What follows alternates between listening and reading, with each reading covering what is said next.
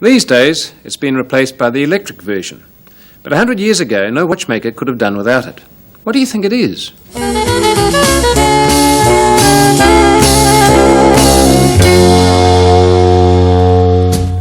What is it?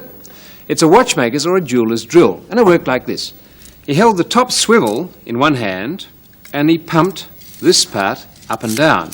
It engaged that spiral shaft and drove the bottom part with the chuck and the bit into the work and drilled holes. You've probably used something of the same kind if you ever had a top like this. A handle at the top and a twisted bit underneath it which engages inside the top and drives it round and round, often to surprising speeds. Well, that's the same principle, but it was long before the top. It was there in the jeweller's drill.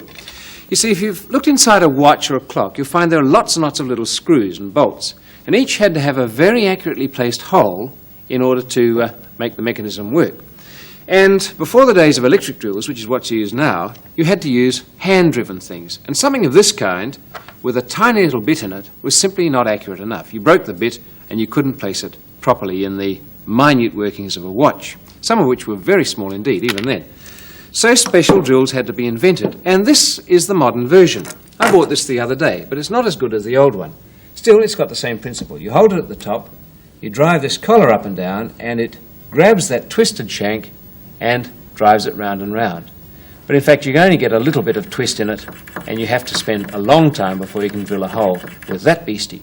So the modern one's not as good as the old one, which has an additional refinement I very much like. Not only does that collar grab the shaft and turn it several turns with each pumping, like that, but it's got these heavy weights on it, and that gave it momentum. So once you got it spinning, it kept going, even when you weren't pumping. So the jeweller could very accurately place the tiny bit inside the clock or the watch, hold the swivel, get up a bit of speed, and keep drilling for all the world as if he had an electric drill 100 years before its time.